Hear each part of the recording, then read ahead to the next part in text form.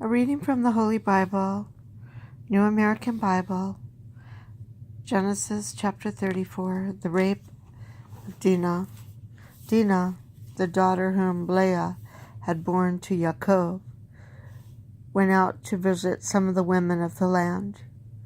When Shechem, son of Jamor the Hivite, who was chief of the region, saw her, he seized her and lay with her by force. Since he was strongly attracted to Dinah, daughter of Yaakov, indeed was really in love with the girl, he endeavored to win her affection. Shechem also asked his father Jamor, "Get me this girl for a wife." Meanwhile, Yaakov heard that Shechem had defiled his daughter Dinah. But since his sons were out in the fields with his livestock, he held his peace till they came home. Now Jamor, the father of Shechem, went out to discuss the matter with Yaakov, just as Yaakov's sons were coming in from the fields. When they heard the news, the men were shocked and seethed with indignation.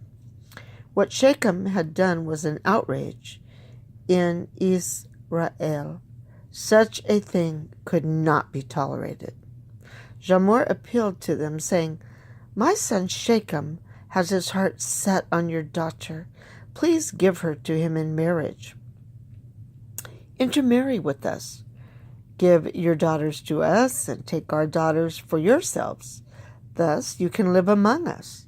The land is open before you.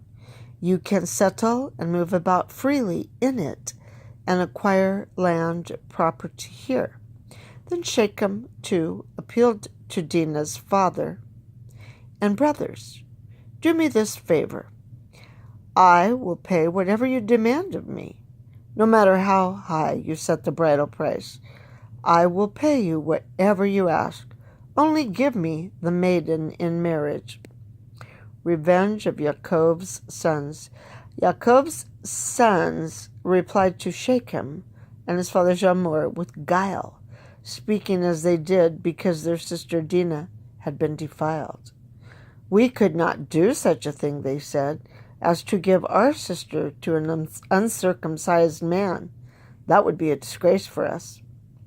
We will agree with you only on this condition, that you become like us by having every male among you circumcised. Then we will give you our daughters and take yours in marriage. We will settle among you and become one kindred people with you. But if you do not comply with our terms regarding circumcision, we will take our daughter and go away." Their proposal seemed fair to Jamor and his son Shechem. The young man lost no time in acting in the matter, since he was deeply in love with Yaakov's daughter. Moreover, he was more highly respected than anyone else in his clan. So Jamor and his son Shechem went to their town council and thus presented the matter to their fellow townsmen. "These men are friendly toward us. Let them settle in the land and move about in it freely. There is ample room in the country for them. We can marry their daughters and give our daughters to them in marriage. But the men will agree to live with us and form one kindred people with us only on the condition that every male among us be circumcised, as they themselves are. Would not the livestock they have acquired, all their animals, then be ours? Let us therefore give in to them, so that they may settle among us." All the able-bodied men of the town agreed with Jamor and his son Shechem, and all the males, including every able-bodied man in the community, were circumcised.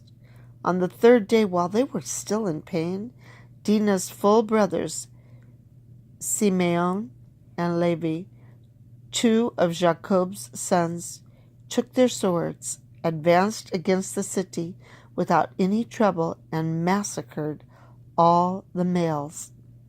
After they had put Hamor and his son Shechem to the sword, they took Dinah from Shechem's house and left.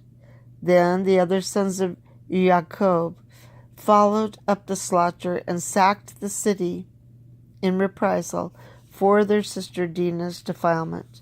They seized their flocks, herds, and asses, whatever was in the city and in the country around. They carried off all their wealth, their women, and their children, and took for loot whatever was in the houses. Yaakov said to Simeon and Levi, "You have brought trouble upon me by making me loathsome to the inhabitants of the Canaanites and Perizzites. I have so few men that if these people unite against me and attack me, I and my family will be wiped out." But they retorted, "Should our sister have been treated like a harlot